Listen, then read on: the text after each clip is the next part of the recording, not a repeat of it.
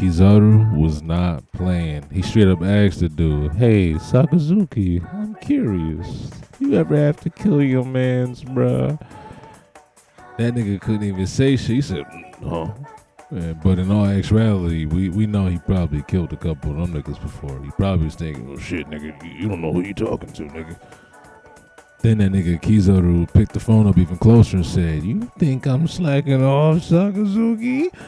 That nigga said, "Huh?" He ain't never heard that nigga raise an octave like that before. And I'm sure he heard the snot bubbles hitting the snout. That nigga started snotting and crying and yelling and shit. He said, "Man, if you doubt me, you bitch ass motherfucker, then bring your ass down here." Started crying and shit. He just killed his mans though. So what do you expect? You know what I'm saying? Like, he's feeling that shit. So one of the questions really is, like, you know, when is Kizaru gonna switch over or start like folding or some shit? Is it gonna be the final battle? He gonna help Luffy one time? Oh yeah, that's the drums of liberation. I know that shit. Like, what's gonna happen with this dude, right? We know the circumstances around Vegapunk. Outside of the fact that Lilith is there, Vegapunk, I think, will still be able to help Luffy and his crew. Now, I think this is going to be through a non-physical means, of course, through that computer or some long-range sort of secretive means or something. Maybe he's relaying information to Lilith. Maybe he's helping them along the way by utilizing certain pieces of technology that are already in the world to mess things up, or he's scrambling certain radio frequencies and he's helping them in little ways. I forget what movie that reminds me of, if that was the case, of course. One Piece chapter 1124 revealed a lot of information to us. A lot of things that wrapped up a lot of other plot points perfectly, okay? There's a good amount of closure from this final chapter page, or maybe it's not the final chapter, right? They might have another chapter of the crew on the boat after they celebrate. But this chapter definitely has a lot of closure for characters, being Bonnie and Kuma, and there's a lot of anticipation for Usopp. You're getting closer to certain characters' final arc. What I'm trying to say is a lot of things are closing up, or the final things seem to be opening up, and a lot of things are coming to a certain point at this point, you know, because especially with the revelations that Vegapunk made during this arc, and you know, I'm gonna get into those into detail later, but it's not too much to talk about during this chapter because the whole chapter was taking place on the same scene for the most part. A couple of highlights though. I'll get into the details on that right now. So a random thing like the sky clouds. I like how the world being flooded and the end of the world is really a big thing that's going to start happening. It's about to be crucial. It's going to make a lot of people try to just crash out and go get the One Piece.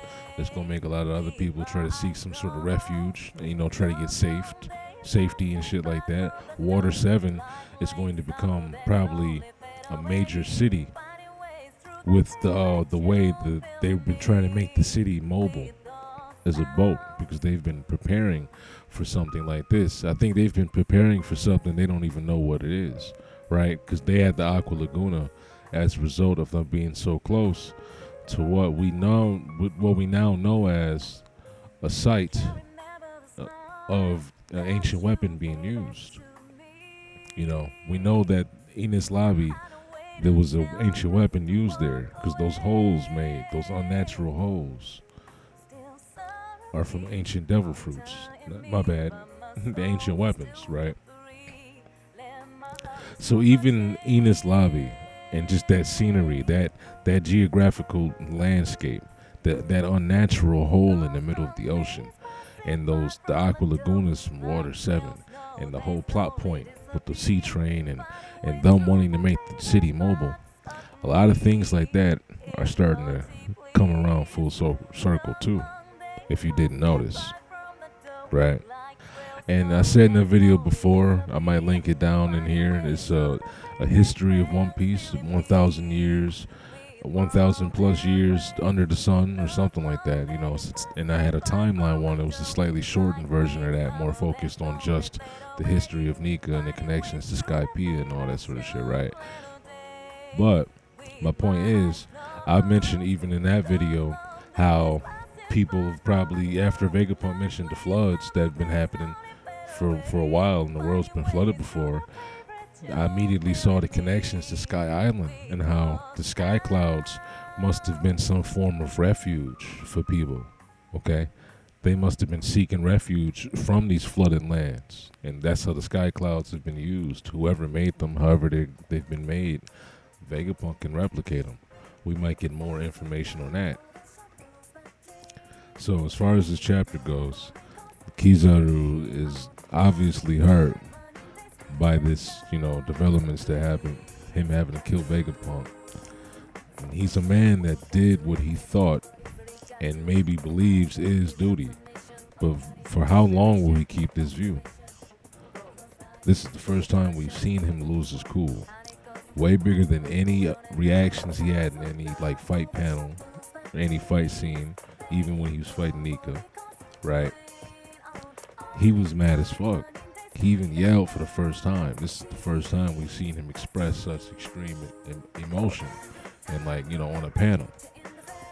Even Akainu, he can only respect it. There's nothing else he could do or say about that. Like I said, the fact that we've been seeing more characters from the beginning of that we've seen in the beginning since Wano is really foreshadowing something, because we're getting all of these admirals turning sides and shit, at least the OG admirals. Man, that's making me think of Dragon. Will we have a backstory with all the admirals and they all used to chill with each other, and Akainu was the one who was always the extreme one, even back then? Well, I'm digressing though. Let me get back to this chapter.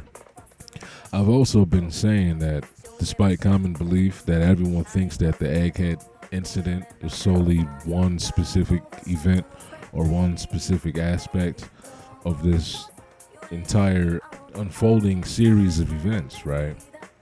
I've had conversations with people who believe the same thing also.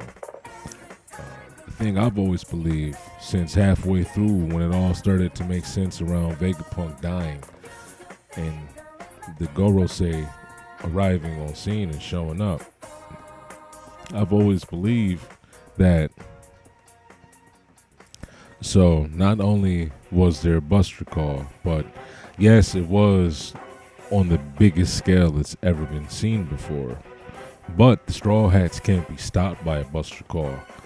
That's why that wasn't alone the factor that makes this the Egghead incident. It's everything in the combination of events, the big scale of it. It was the biggest taboo, especially the way the world is perceiving it now, right? Which I'll put in perspective in a second. So even Vegapunk said that a Buster Call can't kill these guys. These guys, even we know that these guys can all deflect cannonballs individually, some way, shape, or form. Realistically, if it was just a Buster Call, right? Because as the events were unfolding, people thought that this huge Buster Call was what makes it the Egghead incident. That is part of it, right? But a Buster Call alone, no matter how many cannonballs they are, unless they got Sakuziku, I'm thinking of the wrong admiral, and I said his name wrong. I'm thinking of Kizaru, unless they got Kizarus and Akainus on every ship, tall diesel level admirals. Unless they got a bunch of them and a bunch of Gorosei levels on each ship shooting cannonballs and shit too, then cannonballs alone, no matter how many, aren't going to be a problem unless the Straw Hats are just standing still and let themselves get bombarded, right? If they're trying to actively escape from a bunch of cannonballs, they're going to get gone. They're going to be away. They're not going to be there anymore. They're going to be gone, right? The Nuka-Cola burst. They gone, right? Oda is a practical writer. He understands little small things and he adds little details like that on purpose. Okay, so even back when people questioned how Oda would make Luffy deal with the Gorosei, and he was only dealing with Saturn at the time. But people question how that would happen, and if any of the other ones showed up, it wouldn't make sense for him to defeat them because they've been drawn and portrayed to be so strong, right? Back then, I was saying, and I'm pretty sure I said in the video too, I was saying he's gonna have to knock these dudes away. He's gonna have to like either somehow literally blow these guys away and just buy time, like somehow either or lock them up, like, you know, make them immobile so they can't move, or like throw them in the water so like that's the same as throwing them away, right? Render them immobile and like far away. Basically, he's gonna have to fight them with means that's not fighting. Just make them a non-threat some other way. Is the way I said it's gonna have to be done. What did Oda do? He had Luffy knock them away. Because realistically, Luffy also tires out, and he wrote these people to be indestructible. That's how he set them up. Okay? Luffy tires out. I was kind of right about that prediction. He chose these conditions, and he chose this type of defeat for them, for even the Iron Giant to send them away. Okay? And to make people immobilized so the Straw Hats can get away. Because other than that, yeah, a lot of the Marine shit, they would have been chasing them for forever, right? Like, realistically, after all those people pulled up, but it's not just a Buster Call anymore. Like, this is bigger. This is the biggest Buster Call because the Gorosei are now a part of the Buster Call, too. Can you really even call that a Buster Call anymore? The Gorosei pull up all 5 of them? Like, you know what I'm saying? So, like, that's crazy. Oda made the decisions make sense given the circumstances that he wrote. And I'm low-key kind of glad that I could pick up on the small thing of, you know, Luffy having to deal with them in that sort of way, that non-offensive way, because of how, you know, they're being portrayed this whole time. Every character's making note of how sturdy they are, right? Because it tells me that in all of my trying to study and pay attention, I've successfully done so to some extent, right? That's a sign of that for me, at least. But I like how Oda also uses the characters and the story to make these realizations that the readers could also pick up on if they pay attention, because the characters use facts that the reader also have learned or found out from reading the story up to that point. For example, when Frankie lists all the reasons they were in such danger and how it was such a hellscape, he goes on even to mention how he's surprised they got out of that, not even just because of a Buster Call, but all the other factors he mentioned that are piled up on top of that. And this is the biggest event ever. And what makes this the Egghead incident is this thing in its entirety, okay? The fact that this crime happened, Vegapunk died. The shocking news is the world knows Vegapunk died. The Straw Hats were there, and that the biggest Buster Call got called on the Straw Hats. The Buster Call got called for the whole island because the Straw Hats were there, and Luffy supposedly killed Vegapunk. That's the Egghead incident. But what triggered the Egghead incident? You could say it's York that triggered it technically, from indirectly because of what she did, even making the Gorosei come here, and that would be true. But what is it that York said that made them mad? Well, they broke one of the biggest taboos or crimes. That's what took place, triggering that big of a response in the first place. Every other factor that was involved to make this Egghead incident such a big thing was all triggered because of one main factor that made this event happen in the first place, okay? The reason, what York said, okay? That is people knowing about the past, to put simply. People having knowledge of the past is the simplest way to say it. Vegapunk continued the Ohara research, and knowledge about Nika was being tossed around on the island too. He even showed up. They want to stifle all of that right there. Okay? The biggest taboo the government has, which is the past, was broken. Information about Nika and the history of the world government was all at risk if these people left the island, to their information and to their knowledge. If these people left, it's over, right? They didn't know about the broadcast. But to be even more specific, the piece of information about the past that was probably the most grave was the information about the flood, a part of the true history of the world.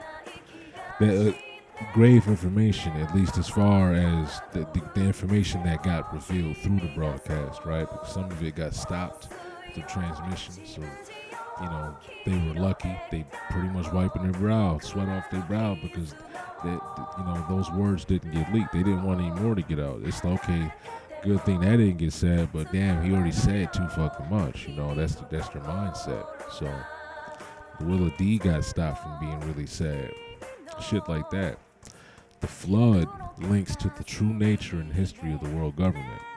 It kind of reveals what happened, what kind of things were at play, who did what, right? History goes to the victor. Oda is really good when it comes to all these sort of things, though. And maybe it's because he covers his P's and Q's and his bases. He understands where the flaws, having being a manga artist or mangaka, he knows where they are, so he tries to cover those flaws as best as possible. Part of his procedure is to always go back and reread his own work. That's why it seems like he never forgets anything, and he connects plot points from far behind and from far away. Oda even makes sure that his team speaks against him. He asks his team, what do they not like about what he's doing, so they can go against him. He asks them to say what they're worried about in the story, what is slacking, what's falling behind. So he basically has a bunch of fan opinions in his office telling him what they're worried about going wrong 24/7, right? And the fact that Oda covers his bases more or less and never leaves any plot question, I guess that's the best way I can think of saying that right now. Any past hints or foreshadowing that he hints at being a thing, he never leaves them undeveloped or unanswered. Okay? Doing this doesn't allow the fans to go too far with their theories when it comes to discussion or even their own personal reading. Because, yeah, people tend to argue about things that are not facts yet, and they have meaningless conversations that they go on circles, and they tend to try to use evidence, and the story is not even fully being defined or flushed out in that whatever aspect of the evidence they're using. This fact or plot point that they're trying to say is a thing. It's just been introduced. It's not even fully developed or fleshed out yet. New information comes out about it 2 chapters from now. Now you got a whole new argument, right? Because you don't know everything about it yet. Oda never forgetting plot points or always going back and connecting to something and always answering something that he set up in the past is pretty perfect, because I myself was wondering how someone as smart as Vegapunk would allow or let York do something as big as what she's done under his nose without him ever noticing, as futuristic and as advanced his technology and he is, right? And the island is and shit. So, but I've even talked about that with people. They act like I'm thinking too hard, right? So I know there was other people online. If I thought of that, I know somebody else thought of that. And if the people I'm talking to had that sort of response, it's just natural. Other people were sitting here saying, well, bro, that shit don't matter, right? This is how shit goes. But Oda, being the type of writer I like, has even thought of answers for something like that.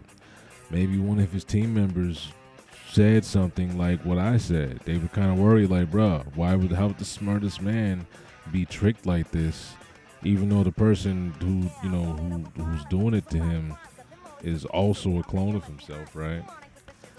But then that could be more of a reason why, like him being a clone, it could even be more of a reason why he should know, and it probably wouldn't make sense that way because wouldn't he be able to understand the other person's patterns and predict or notice if they did something different than the way that they normally been doing and all that sort of shit? So Oda figured that shit out, man.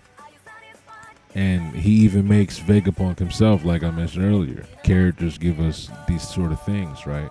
I was wondering this too. Vegapunk himself questions how could he be so stupid to make a manifestation of his own greed, something that people and I even wonder, man.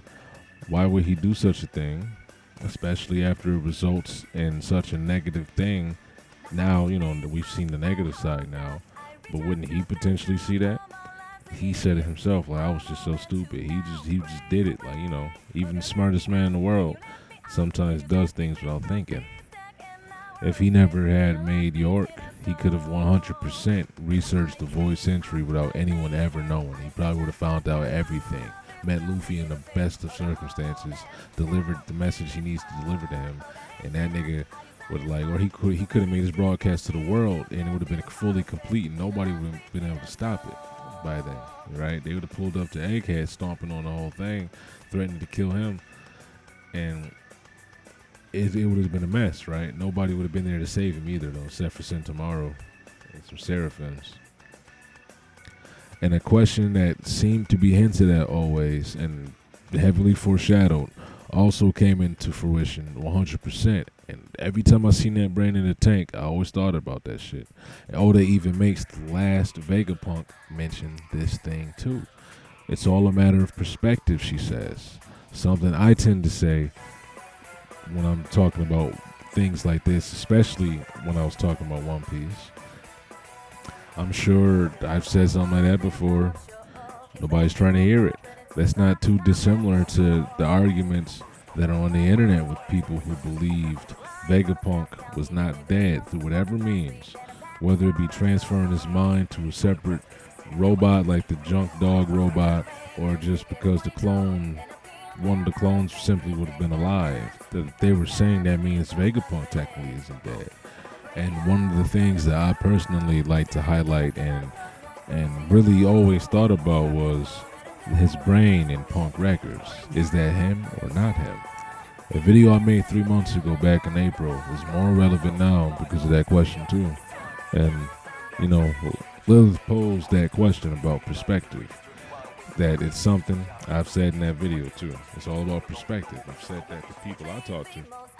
It's about perspective. It gets snuffed at. People think that Oda's not playing these type of games when it comes to the writing. They don't think that he has a character say something on purpose, so to come back later tenfold or whatnot.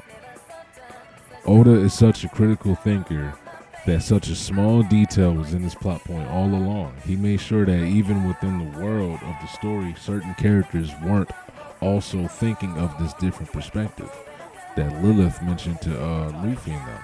Luffy himself was not. He, for one, was the most hurt by Vegapunk's quote-unquote death. But as soon as Lilith mentioned the different perspective thing, Luffy cheered right up, realizing that he still did actually achieve his goal. Vegapunk died, but Vegapunk isn't dead. That's all he needs, right? It's all about perspective, as Lilith said, and Vegapunk said. Oda said. I feel like when I say Lilith, it comes out jumbled up sometimes. I can't say it when I'm not thinking, that's crazy. But Lilith, right? She said perspective. It's all about that. This chapter is short, basically, for the most part, relatively short and sweet to the point. Doing what Oda does best. Now, I'm glad that he does, because it puts a lot of the fandoms and the fans' misconceptions due to their lack of reading comprehension, which has become a new favorite buzzword in the anime community. By the way, I'll get into that in a separate video because it's true, but ironically used by the people who have that problem, right? So, what Oda does, it puts a lot of the fandoms and the fans' misconceptions because of their lack of reading comprehension, or the overall headcanon that they have that leads to a grave misunderstanding of what the author is originally trying to convey and portray to the reader. This happens in a lot of manga, a lot of anime, and sometimes other things, but it often happens over here in the West because a lot of people don't use their brains when consuming certain types of media. That's why a lot of media becomes simpler and simpler, and it's painful for the people who like to actually use their brains when watching shows and shit like that, because a lot of the shows have become not they're simple as fuck, right? They're not complex on any level. The plots don't even be deep. The characters aren't deep. So that's the thing that's been lost. And I'm gonna have a video about that soon, because the old Naruto editor has spoken about how the reading comprehension in the West seems to not be that great, and that's why, as an editor, he chose to keep Naruto simple, as opposed to competing with One Piece and making it more complex with all this world building and all these storylines that, because reading level, comprehension levels and reading levels do exist, y'all. Y'all need to understand this. Books have reading difficulty levels. They don't say it on the front page, but like Harry Potter, Lord of the Rings, like all, you think of any book, man, all the fantasy books, like the non-fantasy books, man, like the real ones, like To Kill a Mockingbird, like all these things, man, right?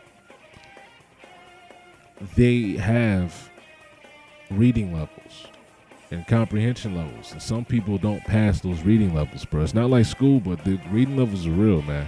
You can search it up. I forget. I think it goes by letter, A plus quality or some shit like that, A1, C1 or some shit like that.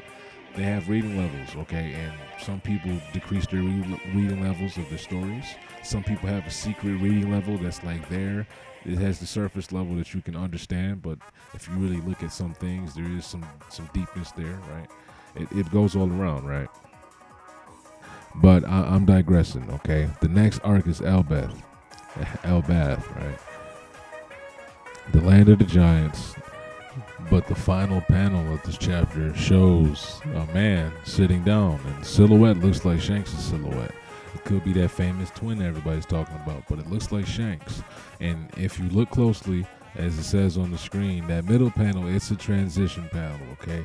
This is why it's important to be able to know the flow and understand the different types of paneling, because those little panels next to the middle panel that show like it's like a slideshow, those that's transitioning to a new camera. It's showing a new scene. The new scene is Elbath.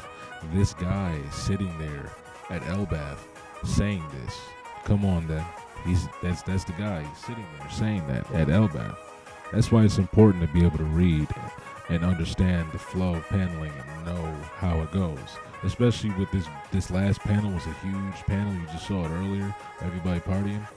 The guy sitting there waiting for him could most likely be Shanks. I think it's obvious, unless it's the other figurine or the famous Shanks clone that might not or might exist, right?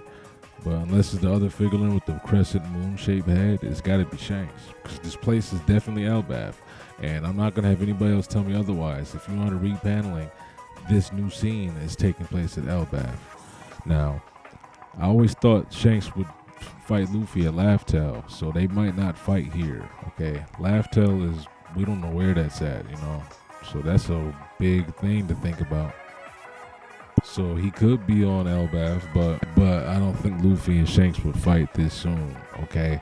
When they truly meet, they wouldn't have anything much else to say or do but fight. The next time Shanks meets Luffy is when Luffy will be returning his hat to him. Maybe Shanks will die before Luffy can get back to him or get to fighting him.